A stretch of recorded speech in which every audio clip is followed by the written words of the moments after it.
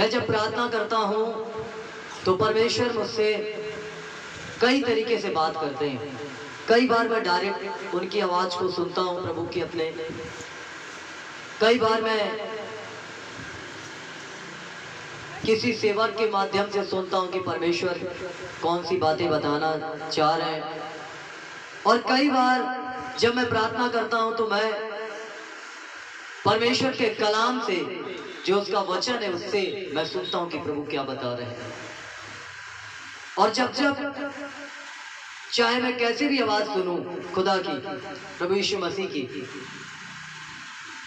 अगर उसने आवाज दिया और उसने कुछ कहा है तो ये बात फिर पूरी होने वाली है, फिर ऐसा सब कुछ होने वाला है।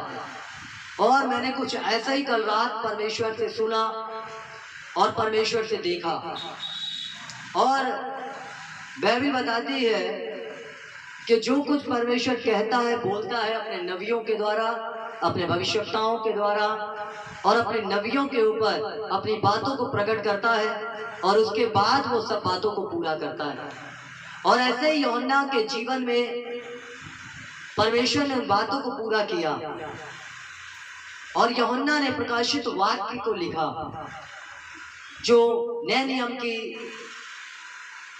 अंतिम पुस्तक है, जिसे प्रभु यीशु मसीह ने, प्रभु यीशु मसीह के शब्द हैं ये, और प्रभु यीशु मसीह के द्वारा ये लिखे गए जो प्रभु ने कहे, और यूहन्ना ने इसको लिखा है। और प्रकाशित वाक्य कहता है कि धन्य वो व्यक्ति जो इस भविष्यवाणी की पुस्तक को सुनता है, पढ़ता है और मानता है, वो लोग धन्य हैं। और आज मैं प्रकाशित वाक्य से ही आपको कुछ बातों को बताऊंगा जो कल रात परमेश्वर ने दिया। और जब मैं ये बात पढ़ रहा था मेरे प्रियो, तो मैं समझ गया कि बस प्रभु अब ज़्यादा समय नहीं है, अब ज़्यादा टाइम नहीं तेरे आगमन में।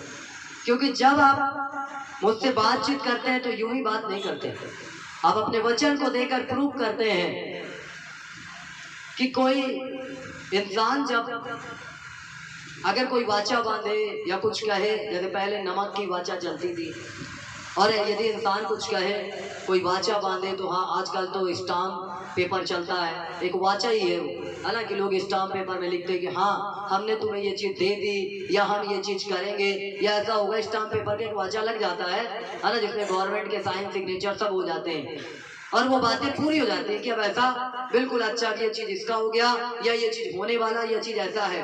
मतलब उस बात पे सारी बातें कंफर्म हो जाती, पूरी हो जाती है। और वैसे ही परमेश्वर ने एक वाचा में दिया, और अपनी बातों को परमेश्वर जो दे दिया उसे वो पूरा करता है। और परमेश्वर ने दिया प्रकाशित वाक्य उसका एक अध्याय, प्रकाशित वाक्य उसका एक अध्याय, और उसका पहले आप तीसरा पद पढ़िए, तीसरा पद पढ़िए, और फिर उसके बाद 5 पद से पढ़िएगा। देखो वह बादलों के साथ आने वाला है, और हर एक आँख उसे देखेगी, वरन जिन्होंने उसे बेधा था वे भी उसे देखेंगे, और पृथ्वी के सारे कुल उसके कारण छाती पीटेंगे। हाँ आमीन।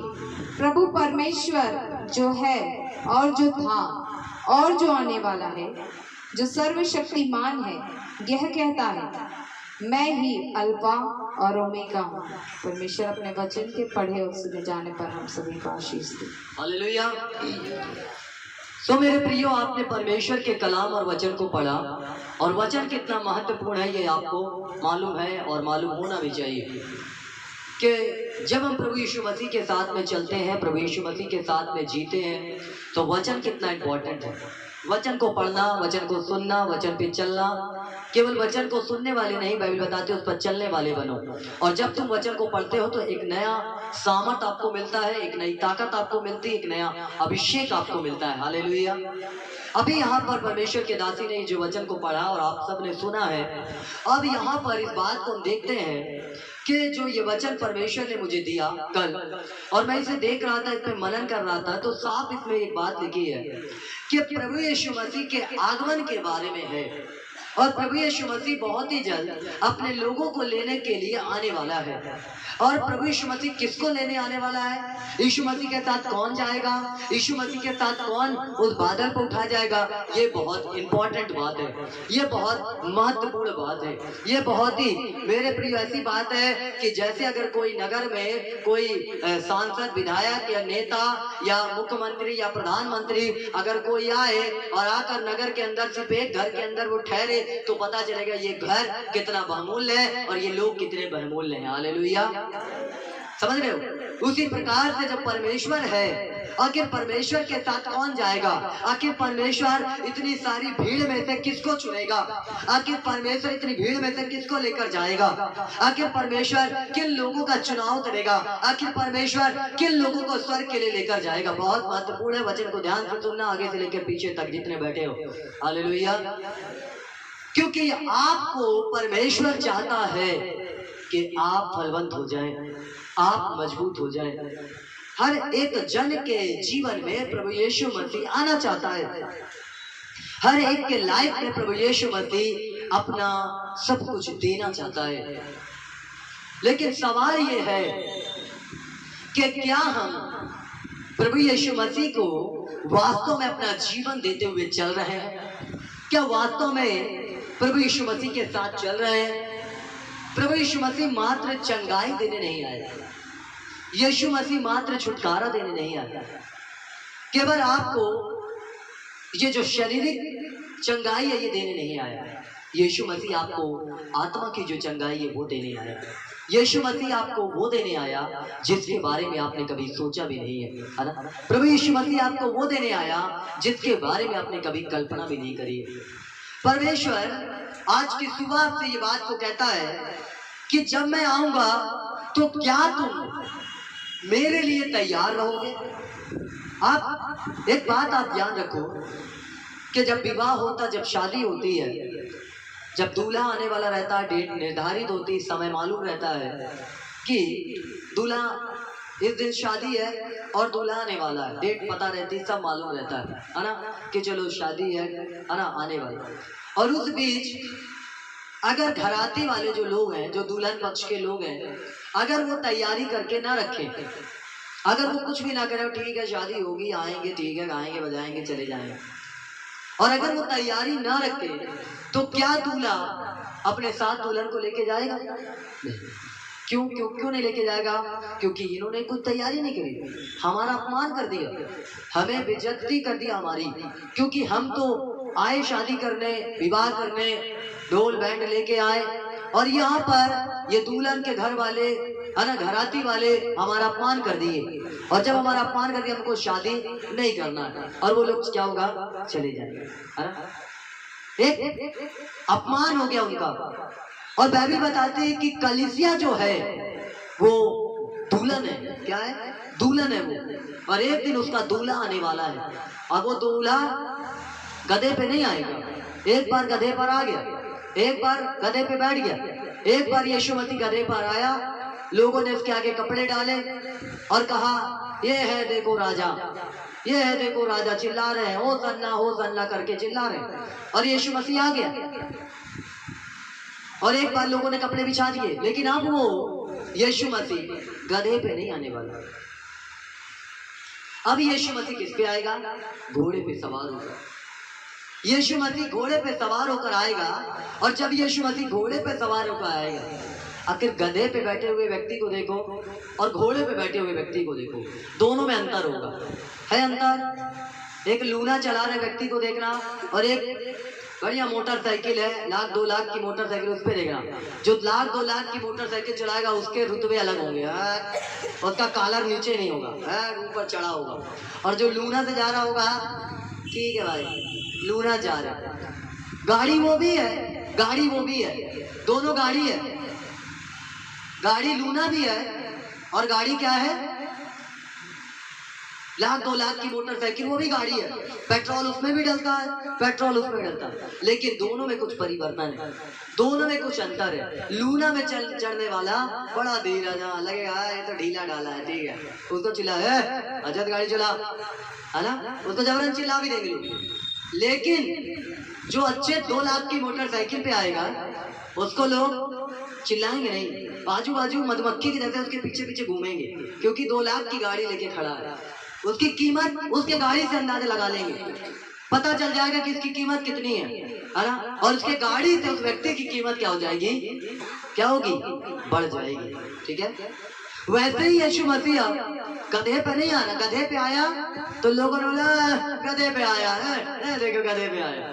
लोगों ने उसका विरोध किया, अपने लोगों ने उसका विरोध किया, अपमान किया, क्योंकि वो नम्र था और वो दीन था, और वो नम्र और दीन बन के आया। और गधे पर आया इसलिए आया क्योंकि वो नम्र और दीन बन के दुनिया को बचाना चाहता था, दुनिया को छुड़ाना चाहता था। और यीशु मसीह ने ऐसा किया, अपने आप को दे दिया, बलिदान कर दिया, छोड़ दिया। लेकिन उसके बाद जैसे ही यीशु मसीह क्रूस पर चढ़ा और उसने कहा कि हे पिता, मैं अपनी आत्मा तेरे हाथों में सौंपता हूँ, और मंदिर का पर्दा, जो चर्च का पर्दा था, वो बीच से फट गया, है ना। उस जमाने में कलीसिया को, चर्च को मंदिर कहा जाता था। उसमें क्या कहा, लिखा है कि मंदिर का पर्दा बीच से फट गया। और फटने का अर्थ ये था कि पर्दा बीच से फटने का अर्थ ये था कि हम पुरानी सारी चीजों से, परंपराओं से आजाद हो गए और हम नई बातों में प्रवेश कर गए। हमारे जीवन में सब कुछ नया हो गया। और जैसे ही सब कुछ नया हुआ और यीशु मसीह जैसे ही बादल पर गया और पवित्र आत्मा स्वर्गदूत वहां पर आए और कहते हैं कि जैसे तुम इन्हें आकाश में उठते देखते हो, वैसे ही एक दिन ये अपने लोगों को लेने के लिए बादलों पर आएगा। हालेलुया। अब सोचो जरा कि यीशु मसीह एक बार गधे पर आ गया है, अब वो गधे पे आने वाला नहीं है, अब वो घोड़े पे आने वाला है। किस पे? और जो घोड़े पे आने वाला है, जो 2.5 लाख की गाड़ी पे चलेगा मोटरसाइकिल में, उसका रुतबा अब प्यार वाला नहीं होगा। याद रखना इस बात को। जब यीशु मसीह बादल पे आएगा तो आपको चुम्मा पप्पी नहीं देगा, आपको प्यार मोहब्बत से नहीं बोलेगा कि आओ मेरे बेटा, मेरी बेटी, मेरे लोगों। वो इस तरह नहीं आएगा। उसके साथ करोड़ों स्वर्गदूत आएंगे, करोड़ों स्वर्गदूत आएंगे और वो अपना जलवा दिखाएगा, है ना। और वो बादलों पर, और उसके बाद अपने लोगों को लेने के लिए आएगा।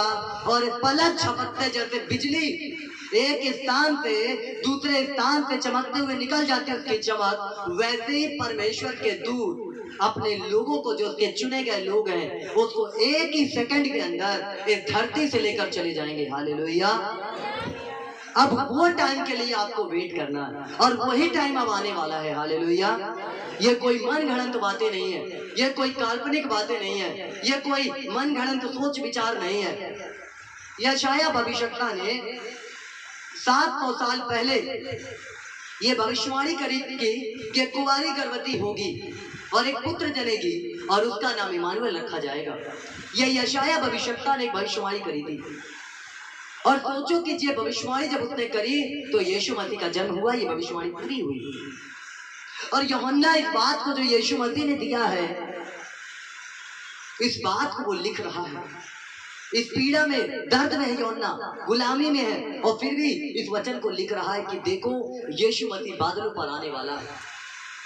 अब सोचने और समझने वाली बात यह है कि आप अगर आप सोते होंगे तो छूट जाएंगे, और अगर जागते होंगे तो चले जाएंगे। यहाँ पर क्या लिखा, 5वां पद, और यीशु मसीह की ओर से जो विश्वास योग्य साक्षी और मरे हुए में से जी उठने वालों में पहिलौठा और पृथ्वी के राजाओं का हाकिम, तुम्हें अनुग्रह शांति मिलती रहे। हालेलुया। मरे हुए में से जी उठने वाला पहला ही एक हुआ, और वो हुआ प्रभु यीशु मसीह। कौन हुआ? अगर कोई मरे हुए में से जी उठा है तो वो है सिर्फ प्रभु यीशु मसीह, जो मुर्दों में से क्या हुआ है, दूसरा कोई नहीं।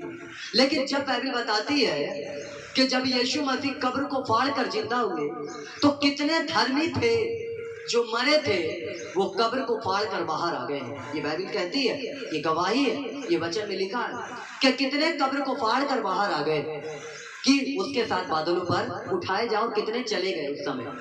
लेकिन उसके बाद सेकंड जो आगमन होगा कि जब प्रभु यीशु मसीह बादलों पर आएगा और मुर्दों में से वो जिंदा हो चुका है, और वो अपने चुने गए लोगों को, अपनी चुनी गई कलीसिया को लेने के लिए आने वाला है। और जब वो चुनी गई कलीसिया को लेने आएगा, और जो मरे हुए लोग भी जो है ना, जो कब्र में पड़े हैं, वो भी क्या करेंगे, कब्र को फाड़ कर बाहर आ जाएंगे। और ये भी कोई मन गढ़ंत बातें नहीं है, ये भी कोई काल्पनिक बातें नहीं, परंतु ये सत्य बातें हैं। हालेलुया। और ऐसा होगा। अब ये सोचने और समझने वाली बात है कि क्या हम केवल चंगाई तक सीमित रहें? क्या केवल हमारा पेट दर्द, सिर दर्द, कमर दर्द और भी कई कई बीमारियां हैं, क्या केवल हम इसी तक सीमित रहें, या हम अनंत काल के जीवन के लिए भी तैयारी करें? ये आपको आज सोचना है, यह आपको आज विचारना है कि क्या आप केवल हील होना चाहते हैं, केवल चंगा होना चाहते हैं, कि आप चाहते हैं कि वो चंगाई सदैव आपके साथ रहे, वो हीलिंग सदैव आपके साथ रहे। यहाँ पर परमेश्वर का वचन कहता है, यहाँ पर लिखा हुआ है, और हमें एक राज और अपने पिता परमेश्वर के लिए याजक भी बना दिया। नए नियम की कलीसिया में आप लोग क्या हो, एक याजक हो। क्या हो आप? एक याजक हो। प्रार्थना करने की शक्ति आपके पास है, दुआ करने की शक्ति आपके पास है ना, सब कुछ करने की पावर आपके पास में। आप एक याजक बन चुके हो नए नियम की कलीसिया के अनुसार। नए नियम के अनुसार आप एक याजक बन चुके हो, एक सेवक बन चुके हो, आप प्रार्थना करने वाले योद्धा बन चुके हो। अब क्या वो बातें आपके जीवन में काम कर रही है कि नहीं कर रही है? ये सवाल आप अपने आप से खुद पूछना, अपने जीवन से आप खुद पूछना। फिर लिखा गया, देखो वह बादलों के साथ आने वाला है और हर एक आंख उसे देखेगी, वरन जिन्होंने उसे भेदा था वे भी उसे देखेंगे, और पृथ्वी के सारे कुल के लोग उसके कारण छाती पीटेंगे। हालेलुया। क्या कहता है? पृथ्वी के सारे कुल के लोग किसके कारण? किसके कारण? प्रभु यीशु मसीह के कारण छाती पीटेंगे। क्यों पीटेंगे? क्यों पीटेंगे? हर एक आंख उसे देखेगी, देखेगी। गाना है ना, है ना गाना? मेरे प्रिय, हर एक आंख उसे देखेगी, हर एक जन उसे देखेंगे। बेदा था जिन्होंने उसे छाती पीट के सजदा करेंगे, हर एक आंख उसे देखेगी, देखेगी। बादलों पर आते हुए भेदा था जिन्होंने उसे छाती पीट के सजदा करेंगे। समझ गए? हर एक आंख उसे देखेगी बादलों पर आते हुए, और जिन्होंने उसे भेदा था छाती पीट पीट के सजदा करेंगे कि हमने इसे क्यों मारा, हमने इसे क्यों सताया, हमने इसे क्यों तकलीफ दिया, हमने इसे क्यों पीड़ा दी। बहुत से लोग कहते हैं, अरे प्रभु यीशु मसीह मर गया और मरने के बाद जिंदा नहीं हुआ, खुद नहीं बचा तो दुनिया को क्या बचाएगा। मैंने कहा वो गधे पर आया था, वो गधे पर आया था, वो नम्र बना था, वो दीन बना था, अपने आप को सरेंडर कर दिया था। यहाँ तक कि बाइबल कहती है कि अपने आप को जीरो कर दिया, कि जब वो मरे और जिंदा हो तो हीरो बन जाए वो। हालेलुया। अपने आप को शून्य बना दिया, और इतना शून्य बना दिया कि लोगों ने उसका मजाक उड़ाया। बता ना, हमें से कितने तुझे थप्पड़ मारा, बोल ना कितने तुझे तेरे मुंह पे थूका। यीशु मसीह चुप रहा, यीशु मसीह कुछ नहीं बोला, यीशु मसीह शांत रहा, और एक ही वाणी कहा कि पिता इन्हें क्षमा कर, क्योंकि ये नहीं जानते कि ये क्या कर रहे हैं, इन्हें नहीं पता कि ये क्या कर रहे हैं। जिन्होंने उसे भेदा है, जिन्होंने उसे भेदा है, वो एक दिन बादलों पर यीशु मसीह को आते हुए देखेंगे, और तब वो छाती पीटेंगे, और तब वो कहेंगे कि हमसे कितनी बड़ी भूल हो गई, हमसे कितनी बड़ी लापरवाही हो गई कि हमने उस सत्य को जानकर भी अनजान बन गए। आज समय आपका है, आज टाइम आपका है, आज समय, आज टाइम आपका है। आप क्या चाहते हो अपने लाइफ में? आप क्या चाहते हो अपनी जिंदगी में? नरक की आग में जाना? संसार में लोग बोलते हो स्वर्ग और नरक यही है, बोलते हैं लोग, बोलते हैं स्वर्ग और नरक यही है, जैसा करोगे वैसा भरोगे। ये बात 100% सही है कि जैसा इंसान बोएगा अच्छा बोगे, अच्छा काटोगे, गलत बोगे, गलत काटोगे। लेकिन स्वर्ग और नरक ये है, ऐसा नहीं है। गलत बातों में मत जाना। अगर देखो, पौलुस एक बात को बताता है, पौलुस ने जो कुछ किया मसीह को ना जानते हुए वो सारी चीजें उसको काटनी पड़ी मसीह को जब उसने एक्सेप्ट किया। लेकिन क्या परमेश्वर ने उसे छोड़ दिया? क्या परमेश्वर ने उसे त्याग दिया? जब पौलुस लोगों को सताने के लिए, मसीहों को सताने के लिए जा रहा था, तब परमेश्वर रास्ते में ही उसे दर्शन देते और कहते हैं कि तू मुझे क्यों सताता है। और उसके बाद पौलुस का जीवन बदलता है, 13 पत्रियों को लिखता है, सबसे ज्यादा अन्य भाषाएं बोलता है और कहता है मैं प्रेरितों में सबसे छोटा हूँ, लेकिन फिर भी क्या रखता हूँ? ज्ञान हर प्रकार का मेरे पास। परमेश्वर ने मुझे वो बुद्धि और समझ दी। परमेश्वर का अनुग्रह मेरे लिए बहुत है। सोचो जरा कि अगर हमारा ये मानना कि यीशु मसीह क्रूस पर चढ़ गया, मर गया, चला गया, तो हम रॉन्ग है।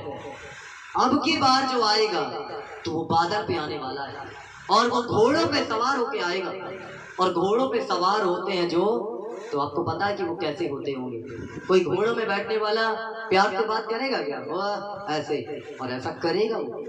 बाइबल बताती है कि अब तक तो वो गधे पर आया, नम्र दीन, अभी भी यीशु मसीह गधे वाली ही बात कर रहा है, अभी भी नम्रता और दीनता की बात कर रहा है। लेकिन जिस दिन प्रभु यीशु मसीह बादल पे आएगा, उस दिन सारी नम्रता, सारी शांति और सब कुछ मेरे प्रिय धीरज को अलग कर देगा। सारा अनुग्रह चला जाएगा और उसके बाद अपने पावर को वो दिखाएगा कि वो कौन है। हालेलुया। अपनी ताकत को वो दिखाएगा कि कौन है। और कहता है कि धर्मी लोग जगत का न्याय करेंगे और जो आप बादल पर उठाए जाएंगे और जब दुनिया का अंत होगा उसके बाद आप भी धर्मी बनकर, जो धर्मी आप लोग हैं, स्वर्ग में बैठकर परमेश्वर के साथ इस दुनिया का न्याय करेंगे। बाइबल इस बात की गवाही देती है। हालेलुया। जज बन जाओगे सब। हालेलुया। पता आपको मालूम होना चाहिए, बाइबल पढ़ते हो तो एक कानून आपके हाथ में परमेश्वर देगा, इंसाफ का तराजू तुम्हारे हाथ में देगा और तुम न्याय करोगे परमेश्वर के साथ बैठ के। धर्मी जगत का न्याय करेंगे, बाइबल बताती है। तुम ऐसे वैसे लोग नहीं हो, तुम कोई साधारण लोग नहीं हो, तुम याजक हो परमेश्वर के, तुम चुने गए हो परमेश्वर के। परमेश्वर बादलों पे आने वाला है। कल रात उसने मुझसे इस वचन को कहा, मैं समझ गया कि परमेश्वर आप वास्तव में जल्दी आने वाले हैं। अब समय यह है कि आप अपने आप को कैसा जीते, अपने लाइफ को कैसा जीते।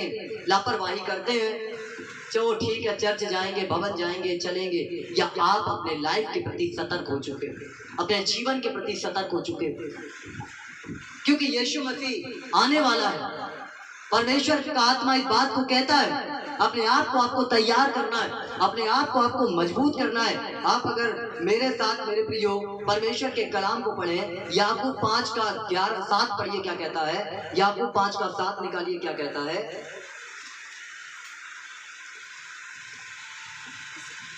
इसलिए भाइयों, प्रभु के आगमन तक धीरज धरो। इसलिए हे भाइयों, प्रभु के आगमन तक धीरज धरो। देखो किसान पृथ्वी की बहुमूल्य फसल की आशा रखता हुआ, देखो किसान पृथ्वी पर बहुमूल्य फसल की आशा रखता हुआ प्रथम और अंतिम वर्षा होने पर धीरज धरता है। तुम भी धीरज धरो और अपने हृदय को दृढ़ करो, क्योंकि प्रभु का आगमन निकट है। क्योंकि प्रभु का आगमन क्या है मेरे प्रियो? निकट है। क्या है? समझ गए? देखो यहाँ पर एक कहानी याकूब देता, छोटी सी कहानी है, एक छोटा सा कहानी है कि किसान जो है, इसको थोड़ा और, किसान जो है ना मेरे प्रियो, बहुमूल्य फसल की एक आशा रखा है। बहुमूल्य फसल की एक आशा रखा हुआ किसान वेट करता है, इंतजार करता है ना, और धीरज धरता है और पानी बरसने का इंतजार करता कि नहीं करता? करता है। यहाँ पे क्या लिखा गया है? इसलिए हे भाइयों, प्रभु के आगमन तक धीरज धरो। देखो किसान पृथ्वी की बहुमूल्य फसल की आशा रखता हुआ प्रथम और अंतिम वर्षा होने तक धीरज धरता है। पहली वर्षा और अंतिम वर्षा का इंतजार करता है वो। अब आप सोचो, अब आप जानो कि जो किसान है वो पहली वर्षा और अंतिम वर्षा के लिए धीरज धरता है। लेकिन हम मनुष्य क्या करते हैं? हमारा जीवन क्या करता है? हम क्या करते हैं?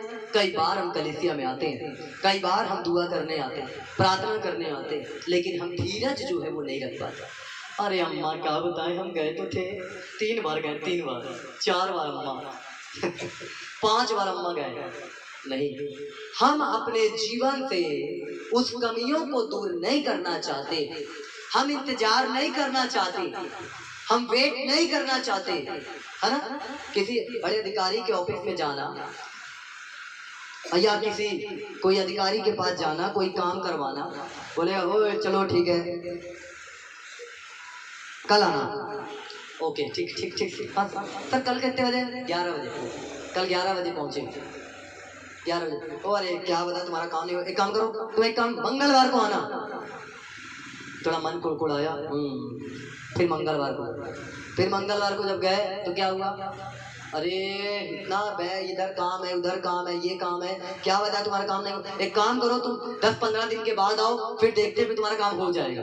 आप वेट करते हो, इंतजार करते हो, वेट करते हो, इंतजार करते हो, भले कुड़कुड़ाते हो लेकिन इंतजार का कुछ नहीं कर सकते, आप कुछ भी नहीं कर सकते, ना आप उसको चिल्ला सकते हो अधिकारी को, ना आप कुछ बोल सकते हो, आप धीरज धरते हो और नहीं भी धरते कुड़कुड़ाते हो। और कई बार लोग फेंक देते हैं फाड़ के कागज, अरे हमें नहीं चाहिए, हमें नहीं करना, जाओ, है ना। तो क्या हो जाता है, जब आप वेट नहीं करते, इंतजार नहीं करते, धीरज नहीं धरते, तो आपके लाइफ में काम नहीं हो पाता, आपके जिंदगी में काम नहीं हो पाता। झटपट वाला जो जीवन होता है वो झटपट करके समाप्त भी हो जाता है, लेकिन जो धीरज धरता, अय्यूब के जीवन को आप देखें, अय्यूब का जीवन आपने देखा, वो कैसे धीरज रखा, वो इंतजार किया परमेश्वर का, वो उत्तर के आने का इंतजार किया, है ना। और परमेश्वर के उत्तर के आने का इंतजार किया।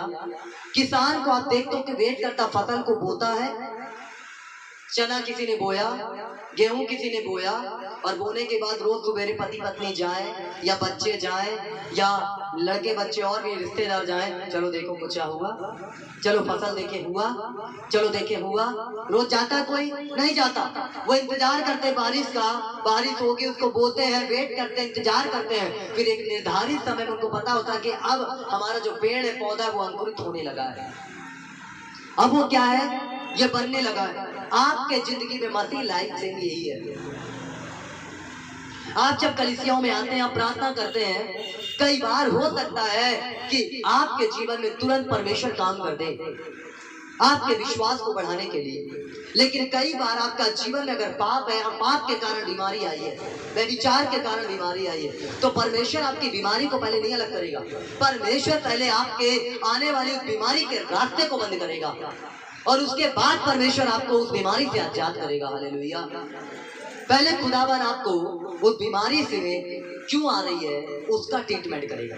डॉक्टर जब आपका ट्रीटमेंट करता है, इलाज करता है, तो डायरेक्ट बोलता है आओ और आके हम तुमको सुई लगाते नहीं कहता, वो पहले आपको अपने चेयर कुर्सी पे बैठाता है, बैठाने के बाद आपको चेक करता है, इतना बड़ा बड़ा हार्ट बीट आपका चेक करेगा, खट खट खट सुनेगा, कितने बार आवाज करेगा, फिर आपसे आप बार बार से बोलेंगे क्या बताऊं डॉक्टर साहब, ये बताऊं डॉक्टर साहब, बोले रुक जाओ, रुको, है ना, वो चुप कराएगा आपको, उसको पता है वो डॉक्टर है, उनको पता है, उनको मालूम है तुम्हें क्या प्रॉब्लम, तुमने बताओ या ना बताओ उसे पता है, वो ट्रीटमेंट करेंगे, दवाई देंगे और आप विश्वास के साथ खाते हो, है ना। सारी चीजें आपको समझनी है, जाननी है कि कैसे आपको धीरज रखना है ना। और आप जब धीरज रखेंगे, वेट करेंगे, इंतजार करेंगे, तो परमेश्वर आपके लाइफ में काम करेगा। और डॉक्टर उसके बाद क्या करता है, आपके बीमारी को पकड़ता है, फिर उस बीमारी को अलग करता है, डायरेक्ट कोई काम नहीं करता वो, डायरेक्ट वो कोई आपको ज्यादा वो नहीं करता, फिर डायरेक्ट आप बोलो आपकी मर्जी, बोलो डॉक्टर साहब 4-5 बॉटल चढ़ा दो हम ठीक हो जाए जल्दी से, नहीं करेगा वो ट्रीटमेंट करेगा, वो चेक करेगा, आपका बीपी शुगर सब देखेगा। जब ऑपरेशन होते हैं बड़े बड़े, क्यों सब चीज चेक किया जाता है, होता है चेक, बीपी शुगर ये वो सब पूरा लेवल चेक किया जाता है, यूरिन सब कुछ चेक होता है, उसके बाद ऑपरेशन होते हैं। क्यों? क्योंकि कहीं कोई मिस्टेक ना हो जाए। पहले आपको नॉर्मल करेगा आपके बॉडी को, और उसके बाद आपके शरीर का, लोगों के शरीर का वो ट्रीटमेंट करेगा, लोगों का वो इलाज करेगा डॉक्टर। समझ रहे हैं इस चीज को? सेम वैसे ही परमेश्वर आपके जिंदगी में काम करते हैं। आपके जिंदगी में आ रही बीमारियों को वो कई बार तुरंत नहीं हटाएंगे, लेकिन बीमारी कहाँ से आ रही उस चीज को परमेश्वर पहले अलग करता। हालेलुया। उस जगह को परमेश्वर पहले साफ करता है, स्वच्छ करता है। तुम्हारे हृदय को पता चला आपको पेट दर्द है, सिर दर्द है, कमर दर्द है, नाना प्रकार की हार्ट की प्रॉब्लम, बीपी, शुगर, जो भी प्रॉब्लम है, जो भी प्रॉब्लम लेके आए, है ना, समस्याएं हैं, आप प्रार्थना कर रहे हैं, आप नहीं छूट पा रहे, आप नहीं आजाद हो पा रहे, आप नहीं चल पा रहे, आप नहीं बेहतर हो पा रहे, आप प्रार्थना कर रहे हैं, भवन आ रहे, दान दे रहे, दशवान दे रहे, सब दे रहे, लेकिन फिर भी आपका इलाज नहीं हो पा रहा, आप बेहतर नहीं हो पा रहे, तो परमेश्वर आपके जीवन के अंदर पल रहे उस पाप को खत्म करना चाहता है। एक व्यक्ति यीशु मसीह के पास आया और यीशु मसीह के पास व्यक्ति को खाट पर लिटा दिया गया और प्रभु यीशु मसीह उसे ये नहीं कहे उठ अपनी खाट उठाकर चल फिर। प्रभु यीशु मसीह ने उससे कहा कि तेरे पाप क्षमा हुए। पहले ये नहीं बोला कि उठ अपनी खाट उठा चल फिर। यीशु मसीह ने डायरेक्ट कहा कि तेरे पाप क्षमा हुए। लोगों ने विरोध किया, वहां के लोगों ने कहा ये कौन है, परमेश्वर की निंदा करता है, ये कैसे पापों को क्षमा दे सकता है ना? तो यीशु मसीह कहते हैं सहज क्या है, ये कहना कि अपनी खाट उठा चल फिर, या ये कहना कि तेरे पाप क्षमा हुए? क्या है, तुम बता मुझे, क्या महत्वपूर्ण है? लोग चंगे हो जाए, ठीक हो जाए और जाके खूब व्यभिचार करें, पाप करें, बढ़िया से दारू पिए, ड्रिंक करें, या ये कि पाप क्षमा हो जाए उसके बाद अपने लाइफ को बेहतर जिए? क्या इंपॉर्टेंट है, बताओ क्या जरूरी है? जरूरी क्या है, क्या जरूरी है, आप बताओ क्या जरूरी है? ये कि ठीक है मैं चंगा हो जाऊं, खुश हो जाऊं, कल से फिर जाके व्यभिचार, फिर से चोरी, फिर से लालच, फिर से नशा, फिर से गलत काम, फिर से लड़ाई झगड़े, ये इंपॉर्टेंट है? कि ये इंपॉर्टेंट है कि मेरे पाप क्षमा हो गए, आज से मेरे लाइफ में कोई भी अब गलत काम नहीं होगा? क्या इंपॉर्टेंट है? पाप क्षमा होना इंपॉर्टेंट है, ये महत्वपूर्ण है। अगर पाप क्षमा हो गए तो तुम्हारे शरीर में जो बीमारियां पल रही वो अपने आप जाने लगेंगी। समझ रहे इस बात को? सोच रहे इस चीज को? बीमारियां आ कहां से रही है, रास्ता कहां से हमने खोला है, कहां से टाइटैनिक जहाज डूब गया, कौन सा सुरंग उसमें हो गया? फिल्म में तो थोड़ा सा अलग तरीके से दिखाते, लेकिन सत्यता उसकी क्या है, सच्चाई उसकी क्या है? उसके कप्तान ने कहा ये इतना बड़ा जहाज है कि परमेश्वर स्वयं इसे नहीं डुबा सकते, कोई खुदा ईश्वर इसे डुबा नहीं सकता। बोले अच्छा ठीक, चल यात्रा कर। एक ही यात्रा में, एक ही सफर में, एक ही बार में लोगों को गर्व रहा होगा, लोगों को घमंड रहा होगा कि टाइटैनिक जहाज में बैठे हम लोग, टाइटैनिक जहाज में यात्रा कर रहे हैं। लोगों ने अपने, कुछ लोगों ने रिश्तेदारों से फोन किया होगा, हम लोग टाइटैनिक पे बैठ रहे, जलाने के लिए नहीं, लोग कई बार बोल देते हैं हमारी इतनी पावर, इतना दम है ना? लोग बोले होंगे हम टाइटैनिक में बैठ रहे हैं। लोग भी बड़े दुखित होंगे, टाइटैनिक में हम क्यों नहीं जा पाए, ये तो जा रहे हैं। लोग रोए भी होंगे, कई बच्चे जिद किए होंगे अपने माता पिता के साथ कि हमें भी टाइटैनिक में बैठाओ। लेकिन टाइटैनिक के कप्तान ने एक शब्द कहा कि ये टाइटैनिक को कोई खुदा भी, ईश्वर भी डुबा नहीं सकता। और उसी समय परमेश्वर ने देख लिया कि तुम परमेश्वर को तुच्छ करे हो, तो तुम देखोगे कि समुद्र भी मेरा ठहराया हो। क्योंकि अगर आप पढ़ते परमेश्वर के कलाम को, अय्यूब की पुस्तक को, तो वहां पर लिखा है कि समुद्र की जो लहरें जो उठती हैं, जो तूफान उठते हैं, परमेश्वर उसे भी बांधता है और उसे भी रोकता है। हालेलुया। और उसी समुद्र से तुम यात्रा करोगे ना, अब ये लहरें मेरी बात मानेंगी। और क्या हुआ, एक पहाड़ से जाके भिड़ गए। पहाड़ भी काय का था, बर्फ का था, और पूरा का पूरा टाइटैनिक जहाज केवल घमंड के कारण डूब गया। समझ रहे? केवल एटीट्यूड के कारण वो डूब गया, क्योंकि उसके कप्तान ने क्या कह दिया था कि कोई खुदा भी, ईश्वर भी इस टाइटैनिक को डुबा नहीं सकता है ना? सोच सकते हो? इसलिए अपने जिंदगी में नम्र और दीन होकर प्रभु यीशु मसीह के दूसरे आगमन के लिए तैयार रहना है। प्रभु यीशु मसीह के सेकंड आगमन के लिए आपको तैयारी करना है कि जब प्रभु यीशु मसीह आए तो कहीं आपकी चढ़ी हुई नजरों को न देखे, है ना? कहीं वो घमंड से, जैसे टाइटैनिक में कई लोग बैठे होंगे, उनको घमंड होगा, है ना, कि हम बैठ गए, ओ हम ऐसा ऐसा, लेकिन कितने लोग डूब गए, है ना? कितने लोग, समझ रहे इस बात को? परमेश्वर चाहता है कि तुम बचो। एक परिवार था, एक मसीह परिवार था, और टाइटैनिक में बैठना चाहता था। एक बहुत अच्छी कहानी आई बाहर, और अचानक उनके घर के कुत्ते ने उसके छोटे बच्चे को काट लिया। और जब बच्चे को काट लिया तो पूरे घर वालों ने बोला कि अरे ये तो डॉगी ने कितना बुरी तरीके से बच्चे को काट लिया है, अब हम लोग को यात्रा भी करना, हम लोग कैसे करेंगे। तो पूरे परिवार ने, जो टाइटैनिक में उनको यात्रा करनी थी, उन्होंने कैंसिल किया। ये सच्ची घटना है। एक कुत्ते ने काटा अपने उसके बच्चे को, और बच्चे को लेकर माता पिता और उनके और भी बच्चे रुक गए। समझ रहे इस बात को? परमेश्वर तुम्हारे को बचाने के लिए उपाय खोज लेगा। अगर तुम अपने से बचना नहीं चाहोगे तो परमेश्वर तुमको बचाने के लिए उपाय खोज लेगा। अब कुत्ता जब काटेगा तो दर्द होगा। 14 इंजेक्शन तो हम नहीं लगते, लेकिन 3 इंजेक्शन जो भी लगते हैं वो लगेंगे जरूर। इसलिए कुत्ता ना काटे, समस्याएं ना आए, परेशानी ना आए, तुम्हें उससे पहले परमेश्वर से लिपट कर चलना है कि तुम्हें परमेश्वर ऐसे डूबते हुए टाइटैनिक जहाज में नहीं, यीशु मसीह अपने जहाज में तुमको बैठाने के लिए तैयार है ना। पूरे घमंड से भरकर टाइटैनिक में मत बैठो, परंतु पूरे गर्व के साथ, और इसके साथ कि मैं एक धर्मी के जहाज पर, यीशु मसीह के जहाज पर बैठ गया हूँ। अब चाहे आंधी आए, चाहे तूफान आए, चाहे लहरें डोले, चाहे कुछ भी होता रहे, मैं तो आराम से उस यीशु मसीह के जहाज में बैठा हूँ और बैठी हूँ। हालेलुया। समझ रहे हो? चाहे कुछ भी होता रहे दुनिया में, चाहे कुछ भी होता रहे, लेकिन हम अगर यीशु मसीह के जहाज में बैठ गए हैं तो हिलने वाले नहीं है। हालेलुया। लेकिन अगर तुम्हें टाइटैनिक में बैठने का शौक है, अगर तुम्हें समस्या में जाने का शौक है, तो परमेश्वर अगर तुमसे प्यार करता तो तुम्हें जाने नहीं देगा। वो कैसे भी करके कुत्ते को काटने के लिए भेजेगा। समझ रहे? कुत्ते का मतलब जरूरी नहीं कि कोई कुत्ता, कोई प्रॉब्लम, कोई समस्या, बीमारी, तकलीफ तुम्हें आएगी, तब डर के मारे ओ प्रभु जी क्षमा कर, प्रभु क्षमा कर दे, माफ कर दे प्रभु, एक बार जीवन दे दे प्रभु, अब नहीं करेंगे व्यभिचार, अब चोरी नहीं प्रभु, अब बिल्कुल प्रभु बिल्कुल न बोलेंगे किसी के पास। समझ गए? ये डर समा जाएगा तुम्हारे अंदर, ये भय आ जाएगा तुम्हारे अंदर, तब तुम्हें समझ में आएगा कि ये जो पिटाई है खुदा की ओर से। और फिर प्रभु तुम्हें हील करने लगेगा, तो तुम्हें लगेगा अरे मैं तो चंगा हूँ, मेरी प्रार्थना प्रभु सुना। लेकिन तुम भूल जाओगे कि किसी कुत्ते ने तुमको काटा, बीमारी ने तुमको पकड़ा। बीमारी ने इसलिए पकड़ा कि तुम प्रभु में स्ट्रांग हो जाओ, तुम प्रभु में मजबूत हो जाओ, तुम प्रभु में बलवंत हो जाओ।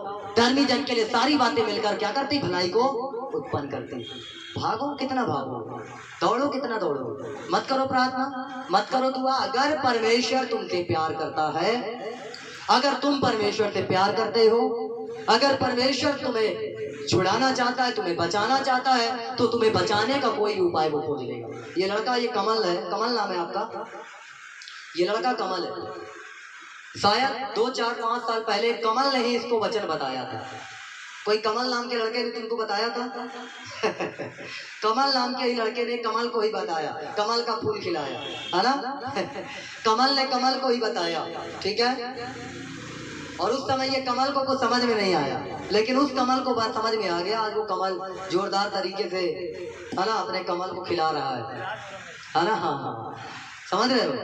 लेकिन इस कमल को उसने बताया था कि कमल भाई देख ऐसा ऐसा। तो उस समय कमल भाई को समझ में नहीं आया, क्योंकि कमल लोहे को कुछ बताएगा तो समझ में थोड़ी ना आएगा, नहीं आएगा ना। कमल ने कमल को बताया, दोनों बजाने वाले, दोनों ढोल बजाने वाले, कैसे होगा? कभी नहीं मानेगा बात, है ना, कभी नहीं। घर आप अपने घर में जाके बोलो किसी को, कोई नहीं। भविष्यता यीशु मसीह खुद नहीं माने उसके घर वाले बात। यीशु मसीह इतना प्रचार किया, यीशु मसीह के घर वाले रिश्तेदार, ये बढ़ाई का लड़का नहीं है क्या, हम इसको नहीं जानते, इसकी बहनें हमारे बीच में ब्याही नहीं। लोग यीशु मसीह के कारण ठोकर खाए वहाँ पर, जो उसके नगर के लोग थे। आज हमारे भी लोग यहाँ पे ठोकर खाते होंगे, क्या इसको हम देखे नहीं, क्या यहाँ भागता रहता था, यहाँ घूमता था, आज प्रवचन बांट रहा है, आज लोगों को बड़ा शिक्षा दे रहा। क्या इसका लाइफ हमको नहीं मालूम? क्या दारू पी के घूमता रहता था, गांजा पीता था, बीड़ी पीता था, ऐसा वैसा गलत काम, क्या मालूम नहीं? तो लोग हमारे द्वारा कई बार ठोकर खा रहे होंगे, हमारे पुराने मनुष्यत्व को, जीवन को देखकर, ठीक है, हमारे लाइफ को देखकर। वैसे इनके बारे में लगा रहे यार, ये तो मेरे ही जैसा तो हो जाए, मेरे को क्या शिक्षा देगा? लेकिन आज इस कमल को समझ में आ रहा है, आज इस कमल को पता चल रहा है, आज ये वाला कमल बजा रहा ढोलक, आज ये कमल परमेश्वर की महिमा कर रहा। हालेलुया। एक टाइम, एक समय परमेश्वर देता है। अगर तुम्हें उसने चुना है, भाग लो, कितना भागोगे, दौड़ लो। मूसा भाग गया, परमेश्वर ने कहा तुझे मेरे लोगों की अगुवाई करना। मैं बोलने में भागता हूँ, मैं नहीं बोल पाऊंगा, मैं नहीं कर पाऊंगा प्रभु, तू किसी और को चुन ले। प्रभु बोला नहीं, तेरे को चुनूंगा, तू ही करेगा। प्रभु मैं हक लाऊंगा, कहते बोले कैच भी हो, हारून को ले अपने साथ में, करेगा तो तू ही का। आपको बताऊं, मैं सेवा से कई बार भागा, आपको नहीं पता भी। अगर आज मैं आपके बीच में प्रचार कर रहा हूं तो ऐसा ही नहीं प्रचार कर रहा हूं, मेरा कोई लक्ष्य और उद्देश्य नहीं था। मैं बहुत भागा हूं, मैं बहुत भागा हूं। आपको पता, मैं कभी सेवा नहीं करना चाह रहा था, भागता रहता था, मैं दूसरों को आगे बढ़ा देता था। मेरे को लगता था अरे आप करो ना, आप चलो ना। मैं कभी आगे आने की कोशिश नहीं किया, मैं कभी लोगों के लिए चंगाई के लिए प्रार्थना नहीं किया। मैं करता था व्यक्तिगत प्रार्थना, लेकिन कभी लोगों के लिए चंगाई के लिए प्रार्थना नहीं करता। मैं हमेशा दूसरों को आगे बढ़ाता था, बढ़ो तुम, इसको बढ़ाओ, इस वाले पादरी को बढ़ाओ, ये वाले लड़के को बढ़ाओ, इस वाली लड़की को बढ़ाओ, है ना। मैं पीछे रहता था। परमेश्वर तब देख रहा था, वो सब जान रहा था, और ये सारी बातें शैतान मेरे अंदर डाल रहा था, बेटा तू सबको बढ़ा, तू मत बढ़। मुझे लगता था हाँ, मेरा सेवकाई यही है, मैं सबको बढ़ाते रहूं और मैं वहीं आराम से बैठ के, समझ। लेकिन परमेश्वर वो नहीं चाहते, परमेश्वर की वो मर्जी नहीं। परमेश्वर ने बोले तू ही कर, और तू ही शुरुआत करेगा, और तेरे ही द्वारा शुरुआत होगा, जो इतिहास में लिखा जाएगा और रचा जाएगा। हालेलुया। और उसके बाद मैंने अपनी सेवकाई में परिवर्तन देखा, उसके बाद मैंने अपने काम को देखा, और मैंने देखा इस चीज को कि हमारी सेवकाई को देखकर भी लोग बलवंत हो गए। हालेलुया। इस काम को देखकर लोग बलवंत हो गए। मैं भाग रहा था, मैं डरा हुआ था। दाऊद भी राजा बनने से पहले, जब उसको शमूएल अभिषेक कर रहा था, अभिषेक होने के बाद भी दाऊद भाग रहा था। आपको पता, अभिषेक उसका हो चुका, अभिषेक मस्ता उसका हो चुका, और वो भाग रहा है। आप ये ना सोचो कि तुम भागते हो, परमेश्वर के दास लोगों ने आपके लिए दुआ कर दी, अरे आप भाग रहे हो। अरे भागो, कब तक भागोगे? परमेश्वर ने अगर तुम्हें चुना है ना, वो वापस लेके आएगा। दाऊद भी भागा, मूसा भी भाग रहा था, जाके ससुराल में सेवा करने लगा। बता, जाके वो सेवा करने लगा। 80 साल की उम्र में मूसा आकर फिर सेवकाई को पकड़ा। भाग लो, कितना भागोगे? अगर खुदा तुम्हें प्यार करता है, अगर तुम्हें वो स्वर्ग राज में ले जाना चाहता है, क्योंकि वो बादलों पर आने वाला है, तुम्हें धीरज में तुमको तैयार करना चाहता है, आपको धीरज में स्ट्रॉन्ग करना चाहता है। आपका धीरज क्या है?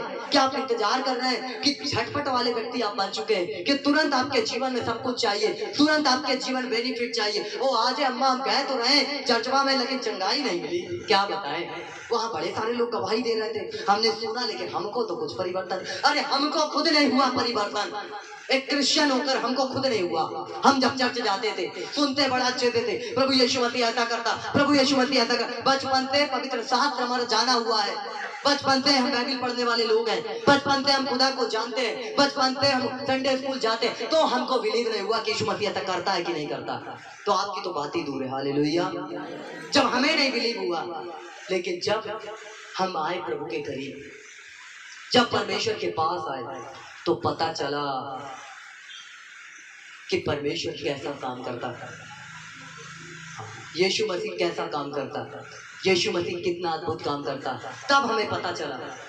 हम भी तुरंत अपने जीवन में तरक्की चाह रहे थे, हम भी तुरंत अपने लाइफ में चाह रहे थे कि तुरंत मेरे जिंदगी के अंदर काम हो, तुरंत मेरे सेवकाई बढ़ जाए, तुरंत मेरा काम बढ़ जाए, तुरंत मैं फलवंत हो जाऊं, तुरंत मैं भी दुनिया का देखता था। मैं, अरे वो पास्टर कोट पहना है, तो मुझे लगता हम नहीं पहनेंगे। शर्म आती थी कोट पहनने में, शर्म आती थी कुर्ता पहनने में, है ना। हमें अजीब सा लगता था कि कोट पहनेंगे, कुर्ता पहने, कैसा। एक टाइम आता, समय आता है जिसके आप अपने आप आदी होते चले जाते हैं, और वो परमेश्वर आपको देता, वो कोई इंसान नहीं देता। मेरे को आज भी याद है, वो समय भूलता नहीं मुझसे। मैं जा रहा था एक जगह पार्टी में, और कुछ पुलिस वाले खड़े हुए थे, और मैं गाड़ी से जा रहा था, मेरे साथ 10-15 लोग थे, मैं आगे बैठा हुआ था, और रास्ते में चौराहे पे कुछ पुलिस वाले खड़े थे, और जैसे हमारी गाड़ी, हमारी कार वहां से निकली, सबके सब पुलिस वाले खड़े हो गए, एकदम देखने लगे। वो सोचे कलेक्टर आ गया कोई कलेक्टर आ गया, वो सोचे। और जब हम लोग भी उनके तरफ देखे, क्योंकि 10-15 लोग मेरी गाड़ी में, मैं आगे बैठा हुआ हूँ, है ना, और खड़े हो गए। पता, जब आप कुछ भी नहीं होंगे, परमेश्वर तब भी आपको दिखाएगा कि आप कुछ हैं। हालेलुया। ये होती है परमेश्वर की आशीष, ये होती परमेश्वर की पावर, है ना, ये होता परमेश्वर का सामर्थ। जब आप कुछ भी नहीं होंगे, दुनिया आपको देख के बोलेगी ये धनाढ़ लोग हैं। आपका जेब भले खाली हो, आपका पर्स भले खाली हो, आपके पर्स में भले पैसा ना हो, दुनिया आपको देख के बोलेगी बड़ा पैसा है इनके पास। क्योंकि परमेश्वर आपकी इज्जत बढ़ाएगा, परमेश्वर आपका सम्मान बढ़ाएगा, परमेश्वर आपके लाइफ में ऐसा सब कुछ करता जाएगा जिसे दुनिया देखकर कहेगी अरे ये तो झूठ बोलते हैं, इनके पास सब है। हालेलुया। और तुम्हें यह बिलीव करना है कि आपके पास सब है ना। अब भाग लो, कैसी ब्लेसिंग तुम्हें चाहिए, कैसी तुम्हें आशीष चाहिए, कैसी तुम्हें बरकत चाहिए। अगर ये कमल भागा ना होता तो आज इस कलीसिया में ढोलक ना बजा रहा होता। अगर पहले इसका जिंदगी बदल जाता तो ये इस चर्च में नहीं किसी और चर्च में बजा रहा होता। समझ रहे इस बात को। भागना भी पड़ता है, भागते भी हैं, लेकिन परमेश्वर चुनता है एक टाइम, एक समय के अनुसार। समझ रहे। अगर कमल पहले जिंदगी बदल जाती तो कमल कहीं और फूल खिला रहे होते, है ना, यहाँ नहीं आते। आते क्या? नहीं आते। लेकिन शुरुआत इन्होंने यहाँ से कर दी, शुरुआत इन्होंने क्या किया, कर लिया। और शुरुआत में क्या हो रहा है, उनके चाचा जी बताते हैं, भैया पास्टर जी जब से यहाँ आ रहे हैं काम, इतना काम मिल रहा हम लोग को, इतना काम मिल रहा है कि क्या बताएं, समय कम है। मैंने बोला भाई मिल रहा तो ठीक है, लेकिन यहाँ बजाना नहीं छोड़ो। हालेलुया। कि जो तुम्हें काम दिलवा रहा परमेश्वर, जो तुम्हें आशीष दिलवा रहा परमेश्वर, वो ये भी चेक करता है। वो बहुत अलग तरीके से परखता है, याद रखना। वो चेक करता है, इसको आप काम दो, इसको बेहतर करो और देखो कि बाइबल में आता है कि नहीं आता। वो चेकिंग भी करता है, चेक करता है वो। और उस बीच अगर आप चेकिंग में पास हो गए, अगर चुटका नहीं निकला आपका, आप पास हो गए, आपने सोच लिया नहीं नहीं मैं भवन तो जाऊंगा या जाऊंगी, चाहे कुछ भी हो जाए, काम मैं बाद में कर लूंगी या बाद में कर लूंगा, पहला जो मुझे काम दिला रहा है मुझे उसके साथ पहले बैठना है। परमेश्वर चेक करेगा। परमेश्वर आपको भी ऐसे काम दे सकता है, आपके बिजनेस को भी बढ़ा सकता है, आपके लाइफ में भी ऐसा कर सकता है। और आपको लगेगा बहुत काम मिल रहा है, क्या बताऊं बहुत काम है, मुझे टाइम ही नहीं मिल पाता है, क्या बताऊं मुझे समय नहीं मिल पाता है, क्या बताऊं मेरे को टाइम ही नहीं है। वो चेकिंग चालू है तुम्हारी। और परमेश्वर देख रहा है कि तुम काम के कारण अगर मुझे छोड़ रहे हो तो कुछ दिन तो वो बेहतर चलाएगा वो, उसके बाद पर्स खाली करने लगेगा, और उसके बाद कमाओगे कितना, और थैली जो फटी वाली वहां से गिरने लगेगा, पैसा खट खट खट। फिर समझे कमाई तो बहुत कर रहे हैं पास्टर जी, लेकिन क्या बताएं, आ रहे हैं लेकिन बढ़ रहे हैं, लेकिन क्या बताएं बड़ी समस्या है, बड़ी प्रॉब्लम, कर्ज नहीं उतर पा रहा हमारा। चेकिंग चालू है, तुम फेल हो गए। जब तुम्हारी परीक्षा हुई तुम फेल हो गए, जब परमेश्वर ने तुम्हें आशीष दिया बढ़ाया तुम फेल हो गए, है ना। जो धीरजमंद लोग हैं ना, उनको कितना भी पैसा मिल जाए वो फटफटाते नहीं है। आज मेरे सामने लाखों रुपए लाके रख दो ना, मैं वैसे के वैसे ही बैठा रहूँ, करोड़ों रुपए भी लाके रख दो तो मैं वैसे ही बैठा रहूँगा। मुझे मोह ही नहीं है, कोई ऐसी अभिलाषा ही नहीं है। लेकिन एक समय था, एक लाइफ थी, एक समय था, अगर 100 रुपए भी मिला है और 100 रुपए, 500, अरे 500, 1000 रुपए, अरे बहुत। आज कोई वैल्यू नहीं है पैसे का हमारे। परमेश्वर पहला स्थान है हमारी जगह पे। हालेलुया। परमेश्वर को हमने पहला स्थान दिया। पैसा क्या, परमेश्वर पैसा देने वाला है। उसने कहा तो पृथ्वी सब कुछ मेरा है, मांगो क्या मांग सकते हो, मांग लो परमेश्वर से। मैंने मांगा, परमेश्वर ने दिया। आज आपकी बारी है, परमेश्वर का आगमन निकट है, खुदावन आने वाला है। तुम्हारी लाइफ कैसे तुम जी रहे हो, भाग भाग के जीना चाहते हो, दौड़ दौड़ के जीना चाहते हो, कि चाहते हो कि परमेश्वर जब भी आए तो ये संसार का सब कुछ तो आपको मिले ही मिले, लेकिन स्वर्ग का भी आपको सब मिल जाए। हालेलुया। धीरज धरो, वेट करो, चंगाइयों का इंतजार करो। ऐसा नहीं कि आज आपको हील नहीं की, आप हील नहीं हुए, चंगे नहीं हुए तो हम ना जाएंगे, अब हमारे जीवन में काम है। परमेश्वर तुम्हें देख रहा, परख रहा कि तुम कितने स्ट्रांग हो, झटपट वाली, क्योंकि एक बार में जो चंगाई लेके जाते हैं वो दूसरी बार फिर लौटते नहीं है। भाग लो बेटा, मिल गया, भाग लो भाग लो। छल से कमाया गया धन अगर कोई पा जाए तो क्या रुकता है? भाग जाता जल्दी से। भाग जाता कि नहीं भाग जाता?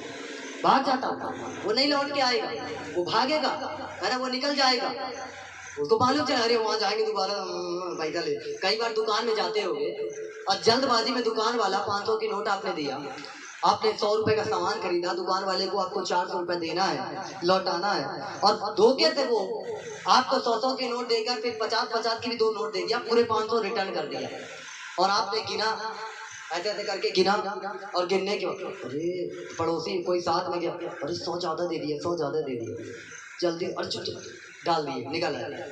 परमेश्वर देख रहा तुम्हें, परमेश्वर जांच रहा तुम्हें परख रहा है। तुमने 100 रुपए चोरी कर लिया, अब तुम्हें 100 के जगह कितने 1000 रुपए देने पड़ेंगे ये तुम भूल जाते हो। हालेलुया, समझ रहे? परमेश्वर एक एक चीज को परखता है, एक एक चीज को। मैं जब कभी रास्ते में पैसा पाता था, मैं पैसा पाता था ना, आप पाए हैं कि नहीं पाए हैं, मैंने पाया। मैं पहले उस जगह पे पैसे को देखता रहता था खड़े होके, और देखता रहता था कि कोई आए और इसको उठाए, कोई आए और इसको उठाए। मैं बड़ी टाइम तक देखता रहता था।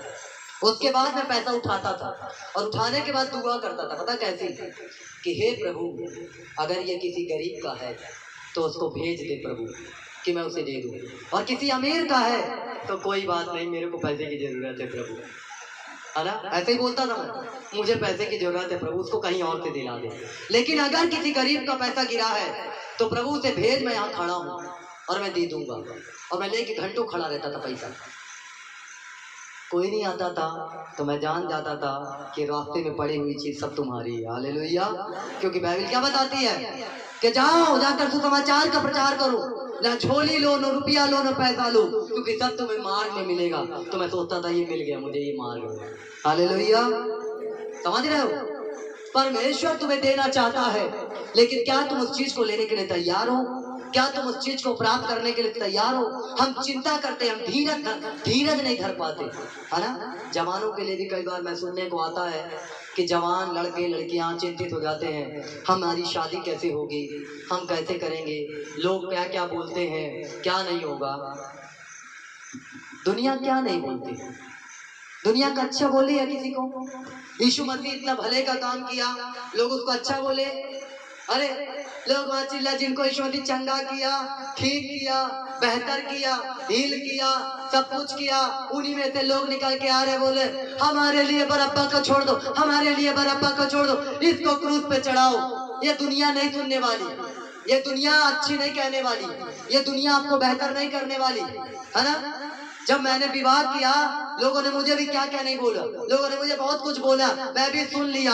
मैंने इसलिए सुन लिया कि मुझे परमेश्वर ने जो कहा है मैं उसके अनुसार सब बातों को अपने जीवन में पूरा कर रहा हूँ, तो परमेश्वर मुझे निकालेगा। ये दुनिया सब कुछ कह रही है और कहते जाएगी, दुनिया का एक काम है, आप थोड़ा सा तरक्की करने लगो, दुनिया अपने आप कहने लग जाएगी। थोड़ा सा मेरे प्रिय लूना से चलो, कोई ना बोलेगा। जिस दिन 2 लाख की मोटरसाइकिल में चलोगे, दुनिया बोले चोरी करके खरीदा होगा, गलत काम से पक्का है 2 नंबर की कमाई कर रही है ना। समझ रहे इस बात को? लेकिन जब तक तुम साइकिल से चलोगे, दुनिया तुम्हें बोलने नहीं आएगी। अरे खरीद लो ना गाड़ी, ले लो ना, अरे कितना पैसा बचाओगे, खरीद लो, कब तक साइकिल में चलोगे। और जिस दिन बंदे ने साइकिल के जगह गाड़ी खरीद ली, उसी दिन कहा यार क्या गलत काम कर रहे हो। ये सच्चाई है दुनिया की। जवान जो परेशान है शादी के लिए, विवाह के लिए, तुम्हें चिंता करने की जरूरत नहीं है, परमेश्वर तुम्हारे लिए रखा है। हालेलुया, तुम्हारे पतलियों को, तुम्हारे हड्डियों को वो रखा है कहीं, और एक सही समय पर वो तुम्हें मिलाएगा, तुम्हें दिखाएगा, है ना। लेकिन उसके लिए तुम्हें परेशान होने की जरूरत नहीं है, उसके लिए तुम्हें परिश्रम बहुत ज्यादा करने की जरूरत नहीं। क्योंकि क्या होता है, इस बात को जानना है, क्योंकि बहुत सारी चीजें शैतान सामने रखता है, और वो चीजें कई बार हमारे लाइफ में अच्छी नहीं होती, है ना, कई बार हमारी जिंदगी में बेहतर नहीं होती। लेकिन जब परमेश्वर जिस चीज को रखता है आपके लाइफ में सब कुछ सफल करता है ना, सब कुछ बेहतर करता है। इसलिए आपको अपने लाइफ, अपने जिंदगी के अंदर पूरे समय पवित्रता में रहना है, सच्चाई में रहना है। अगर परमेश्वर के साथ बादलों पर उठाए जाना चाहते हो तो याद रखो, अगर तुम छाती नहीं पीटना चाहते हो, यहाँ लिखा गया बाइबल में कि जो लोग उसे वेदे थे वो छाती पीटेंगे, दुनिया के लोग छाती पीटेंगे, दुनिया के लोग चिल्लाएंगे। उसका 12 का 10वां पद पढ़ो, क्या कहता है ना? देखिए क्या कहता है परमेश्वर का कलाम। दाऊद के घराने और यरूशलेम के निवासियों पर अपना अनुग्रह करने वाली और प्रार्थना सिखाने वाली आत्मा उंडेलूंगा। किस पे ध्यान से सुनना, यहीं पे समझदारी की बातें समझने के लिए फिर से पढ़िए। मैं दाऊद के घराने, कौन? जो परमेश्वर के चुने गए लोगों के लिए कह रहा है ये बात। और यरूशलेम के निवासियों, और यरूशलेम के निवासियों जो परमेश्वर के चुने गए सही लोग हैं उनके लिए पर अपना अनुग्रह करने वाली और प्रार्थना को सिखाने वाली आत्मा को उंडेलूंगा दाऊद और यरूशलेम के निवासियों पर जो परमेश्वर के चुने गए लोग हैं उनके लिए। तब वे मुझे ताकेंगे अर्थात जिसे उन्होंने बेधा है और उसके लिए ऐसे रोएंगे जैसे इकलौते पुत्र के लिए रोते पीटते हैं और ऐसा भारी शोक करेंगे जैसा पहिलौठे के लिए करते हैं। समझ रहे हो? ये लोग छाती पीटेंगे, ये लोग शोक करेंगे और ये चिल्लाएंगे कि हमने इस यीशु मसीह को जो बादल पर आया है, हमने ही इसे क्रूस पर चढ़ाया था, हमने ही इसे दर्द दिया है, हमने ही इसे तकलीफें दी है, हमने ही इसे पीड़ा दिया है। ये लोग रोएंगे, चिल्लाएंगे, तड़पेंगे। समझ रहे हो? इनको गिल्टी फील होगी। कई बार जब लोग आपके साथ अन्याय करें या आप किसी के साथ अन्याय करते हैं, आपको अगर पवित्र आत्मा आपके अंदर काम करता होगा तो आपको गिल्टी फील होगी, आपको लगेगा ओ मैंने गलत कर दिया, ओ मैंने अच्छा नहीं किया। वही आत्मा, सिखाने वाली आत्मा उन लोगों के अंदर आएगी, उन्हें सिखाएगी, फिर उन्हें फील कराएगी कि तुमने कितना गलत काम किया, कि यीशु को जो तुम्हारा उद्धार करने जगत में आया था, तुमने बरअब्बा के लिए, पापी के लिए इसे क्या किया, इसे क्रूस पर चढ़वा दिया। समझ रहे हो इस बात को? वो रोएंगे, चिल्लाएंगे। कई बार आप रोते हो ना, ओ प्रभु मुझसे गलती हो गया, प्रभु मुझे माफ कर, ओ प्रभु गिल्टी करते हो, फील करते हो कि आपसे पाप हुआ है, आपसे गलती हुई। वही फीलिंग परमेश्वर उन्हें दे। जब पवित्र आत्मा आता है तो आपको फील कराता है, आपको बताता आपके जीवन में अगर आपने गलती। जब तक पवित्र आत्मा आपकी लाइफ में काम नहीं करेगा, आप किसी को क्षमा नहीं कर पाएंगे, आप किसी को माफ नहीं कर पाएंगे। आप कितना भी हालेलुया चिल्लाइए, आप कितना भी परमेश्वर के भजन गाइए, आप कितना भी बाइबल पढ़िए, लेकिन पवित्र आत्मा आने के बाद ही आपके अंदर वो प्रेम जो है वो उमड़ता है, प्रेम वाला। हालेलुया। क्योंकि यीशु मसीह के अंदर वो आत्मा था और उसने कहा कि हे पिता इन्हें क्षमा कर, क्योंकि ये जानते नहीं कि ये क्या कर रहे हैं। और अगर परमेश्वर का आत्मा उसमें न होता तो क्या कहता? प्रभु मुझे बहुत देखो सता दिया, अब तो प्रभु कुछ कर, अब तो प्रभु कुछ कर। और क्या होता? उनके साथ वो घटनाएं घटने लग जाती। लेकिन यीशु मसीह के अंदर परमेश्वर का मिलन वाला आत्मा, मिलनसार आत्मा, जो प्रेम कराने वाला आत्मा है, जो सच्चाई से बात करने वाला आत्मा है, वो आत्मा काम किया और कहा कि पिता इन्हें क्षमा कर, क्योंकि ये नहीं जानते। जब पवित्र आत्मा आपके लाइफ में आता तो आपके अंदर प्रेम उभरता है, आप लोगों के साथ भलाई करना चालू करते हैं, नफरत खत्म होती है, प्रेम बढ़ता है, प्रेम के साथ आप चलते हो। और जब पवित्र आत्मा काम नहीं करता है तो युद्ध ही करोगे, झगड़ा ही करोगे, लड़ाई करोगे, गलत बोलोगे, लोगों के बारे में गलत तरीके से बोलोगे। क्यों? क्योंकि ये दुष्ट आत्मा का काम है। लेकिन पवित्र आत्मा का काम प्रेम करवाना है और वो गिल्टी फील करवाता है। जो पाप कई बार आप देखते हो जब पवित्र आत्मा से लोग भरते तो रोते, आंसू निकलता है, तो लोग उसका मुंह ही बहुत पापी है, बहुत लगता गुनाह किया। कुछ लोग तो बेचारे कुछ नहीं जानते, नए लोग ना मौसी काहे रोवत है वो, ए अम्मा काहे रोवत है, और अगला आदमी रोता ही जा रहा है, आंसू बहते जा रहे हैं, छल छल करके आंसू निकल रहे हैं, है ना, रोता ही जा रहा, बहते जा रहे हैं आंसू, उसको खुद ही नहीं मालूम कि उसके आंसू बह रहे हैं। क्योंकि पवित्र आत्मा अंदर आया और आने के बाद तुम्हें छुआ और छूने के बाद तुम्हारी मालिनता को काटने लग गया। हालेलुया। तुम्हें बताने लगे कि तुम्हारे अंदर ये पाप है, तुम्हारे अंदर ये गुनाह है, और तुम्हारे आंसू क्या होते हैं, बहने लग जाते हैं। समझ रहे हो? आज जान लो कि तुम्हें कैसे चलना है, तुम्हें कैसे। मेरे अंदर अक्सर ये बात होती है, मैं क्यों मैं जानते हो कि जल्दी किसी से बात नहीं करता, लेकिन जब पवित्र आत्मा मुझे कायल करता, जब पवित्र आत्मा मुझे, मैंने कहा ना, पवित्र आत्मा मुझे चल बात कर, चल लोगों से बात कर, तू एक सेवक है, तू एक पास्टर है, तेरा काम है, तेरा कर्तव्य है, चल निभा उसको, तब मैं लोगों से बात करता हूँ, है ना। तब मैं लोगों से फोन करता हूँ, उनसे बात करता हूँ, उन्हें क्षमा करता हूँ, उनसे माफी मांगता हूँ, मैं सब चीजों को खत्म करता हूँ, क्योंकि यह है पवित्र आत्मा का काम, यह है सच्चाई, यह है झलक जो दिखाई देती है। हालेलुया। और अगर पवित्र आत्मा तुम्हारी लाइफ में नहीं है तो तुम क्षमा नहीं कर पा रहे हो, तो कहीं ना कहीं दुष्ट आत्मा के बंधन में हो। उसकी दुष्ट आत्मा की झलक तुम्हारे जीवन में है, शैतान की झलक तुम्हारे जीवन में, और उसकी झलक यही है कि वो नफरत करेगा, प्यार नहीं कर सकता। वो दुष्ट आत्मा कभी प्यार नहीं कर सकता, वो नफरत कराएगा। हालेलुया। समझ लो, मेरे साथ भी नफरत करने वाले बहुत से लोग हैं, है ना। हर तरीके से लोग मेरा विरोध करते हैं, हर तरीके से वो करते हैं, लेकिन मुझे फर्क नहीं पड़ता, क्योंकि मुझे पता है कि मेरे पास जो है वो उनसे बड़ा है जो उनकी ओर है। हालेलुया।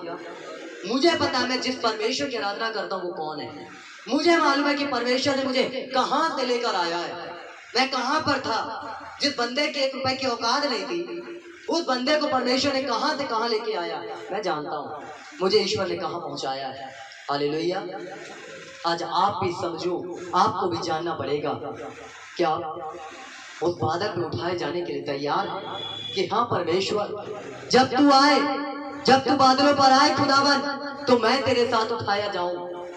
केवल चंगा होने के लिए नहीं परमेश्वर, केवल शारीरिक सुख के लिए नहीं प्रभु जी, कि मेरा सिर दर्द, मेरा पेट दर्द, मेरा कमर दर्द, मेरा दमा, मेरा बीपी, मेरा टीबी, मेरा शुगर, लीवर, फेफड़ा, किडनी जो है परमेश्वर, ये सब जो डैमेज हुआ है, केवल इसके लिए ही नहीं परमेश्वर, मेरे पापों को तू क्षमा कर, और ये अपने आप ही हील होता जाएगा। हालेलुया। ये अपने आप सही होता जाएगा, जीवन पवित्र होगा, जीवन सच्चाई से भरेगा, जीवन परफेक्ट होगा, ये अपने आप चंगाई आने लगेगी। और जीवन आके यहाँ के भक्ति करोगे, यहाँ के दुआ करवाओगे, यहाँ के प्रार्थना करवाओगे, और घर जाके वापस पाप करोगे, दुनिया में जाकर वैसे गुनाह करोगे, फिर जाकर गालियां दोगे, फिर जाकर झूठ बोलोगे, फिर जाकर व्यभिचार करोगे, फिर जाकर चोरी करोगे, फिर जाकर हत्या करोगे, गलत कामों को करोगे, तो वापस शैतान तुम्हारे ऊपर अटैक करेगा और तुम्हारी जिंदगी वैसे की वैसे रहेगी। इसलिए परमेश्वर चाहता कि तुम बेहतर बनो, तुम अच्छे बन जाओ। आज अगर तुम चाहते हो कि खुदा तुम्हारे जीवन में काम करे, तो आज समय है कि यीशु मसीह जब बादलों पर आएगा तो हम उन लोगों के समान छाती ना पीटें जिसके लिए परमेश्वर ने कहा है। हमें गिल्टी फील ना हो, हमें गिल्टी फील ना हो। समझ रहे हो? ओ प्रभु जी, हम तो गए रहे जज प्रभु, लेकिन कहा बताई वो मौसी जात रही ना, यहीं से हम जात रहे, वो छोड़ दी, हम छोड़ दिए प्रभु, लेकिन घर में करत रहे, सही में प्रभु घर में कर, वहां शर्मिंदा ना तुम्हें होना पड़े। अम्मा ने हमारी बताई रही, चाचा ने हमारा बताया रहा, मामा जी हमारे बताए रहे, तुम्हें गिल्टी फील ना हो कि जब प्रभु यीशु मसीह आए और तुम छूट जाओ, क्योंकि 1 सेकंड में परमेश्वर के दूत आएंगे और 1 ही सेकंड में लेकर चले जाएंगे, और जो छूट जाएंगे वो छाती पीटेंगे, ओ प्रभु आना प्रभु। ये होगा, तुम मानो न मानो ऐसा होगा, तो तुम्हें उस समय छाती पीटना न पड़े।